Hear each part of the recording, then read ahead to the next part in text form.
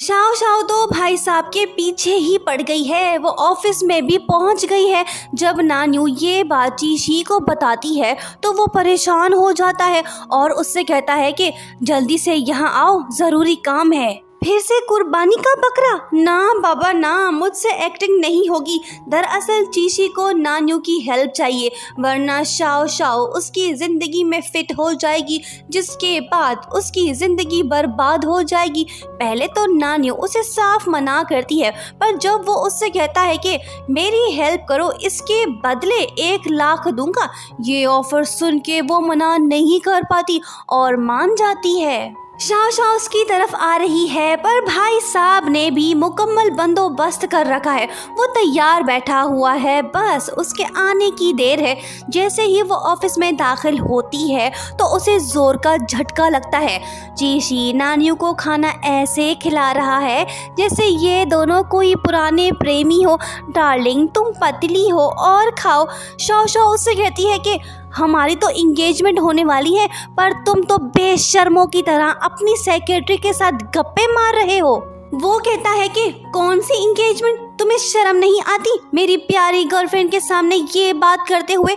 नान्यू उसका हाथ पकड़ लेती है ताकि फील हो कि दोनों वाकई में लवर्स हैं। डार्लिंग आओ, इंगेजमेंट करते हैं, अपना हाथ दो। शाओ शाओ कहती है कि कुछ भी करो, मैं गिव अप नहीं करूँगी, तुम खुद मेरे पास आओगे।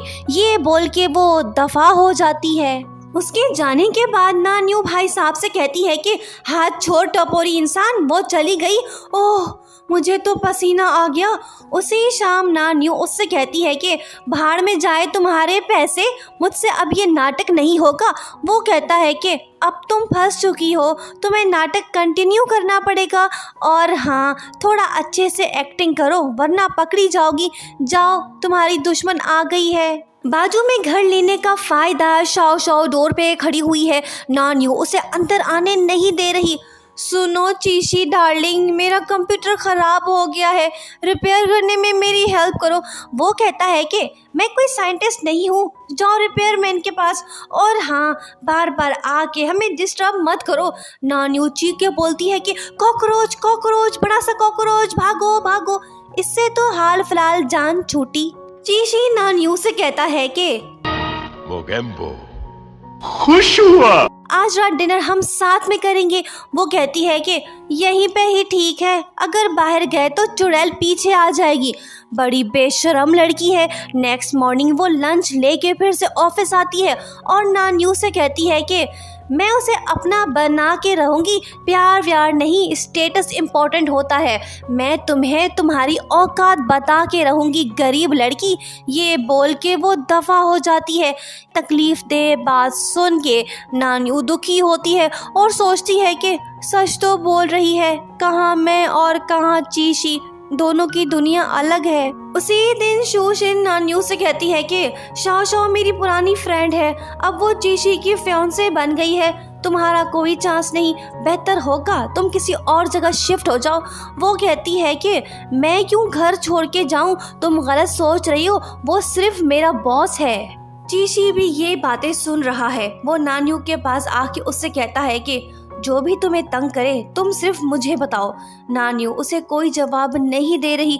वो कंफ्यूज्ड है क्योंकि सभी ये समझ रहे हैं कि इन दोनों के बीच कुछ है, पर ये सच नहीं। वो वहाँ से चली जाती है। फ्लैशबैक में हमें दिखाया जाता है कि चीशी ने अपनी मॉम से फ़ोन पे बात करते हुए उनसे कहा था कि मॉम, अगर आप चाहती हैं कि मैं शाओ शाओ से शादी करूं तो ठीक है, पर मुझे काम करने दें, डिस्टर्ब मत करें। ये बातें नान्यू ने भी सुन ली थी। बाद में वो सोचती है कि कोई बात नहीं, वैसे मैं कौन सी उसकी रियल गर्लफ्रेंड थी जो मुझे दुख हो रहा है, हमारे बीच कुछ भी तो नहीं था। प्रेजेंट में चीशी का असिस्टेंट उससे कहता है कि बॉस, एक बात मैंने नोट की है, जब से आपकी इंगेजमेंट न्यूज़ आउट हुई है तब से नान्यू को मैं दुखी देख रहा हूँ, यहाँ तक कि उसका काम में दिल नहीं लग रहा। ये बात सुन के वो भड़क जाता है और सीधा जा पहुँचता है शाओ शाओ के पास और उससे कहता है कि तुम कंपनी की एम्प्लॉय नहीं हो, जाओ यहाँ से दफ़ा हो जाओ, फिर कभी यहाँ कदम मत रखना। सुनो सब, सिर्फ नान्यू ही मेरी गर्लफ्रेंड है और कोई नहीं।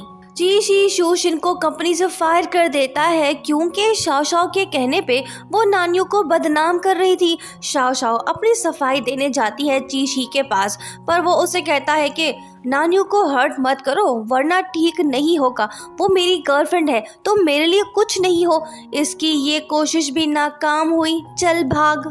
नान्यू आती है उसके पास, पर वो उससे कहता है कि हमारी कोई इंगेजमेंट नहीं हुई है, ये फेक न्यूज़ तुम्हारी बेस्ट फ्रेंड शूशिन ने फैलाई है, तुम मुझे इग्नोर क्यों कर रही हो। वो पूछती है कि शाओ शाओ तुम्हें रोज़ लंच देने आती है, वो तो तुम बड़े मज़े से खाते थे। वो कहता है कि बस इतनी सी बात, वो मैं खाता नहीं था, डस्टबिन में डाल देता था। अब तुम ये बताओ कि जो तुम्हें बुली करते हैं उसके बारे में तुम मुझे क्यों नहीं बताती हो। नान्यू कहती है कि ये कोई इतनी बड़ी बात नहीं जो मैं तुम्हें बताऊं। ये सुन के चीशी का दिल टूट जाता है।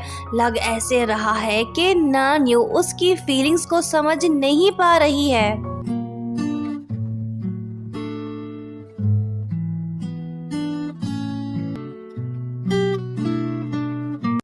नान्यू सोचती है कि इतनी देर हो गई, अब तक तो उसे आ जाना चाहिए था।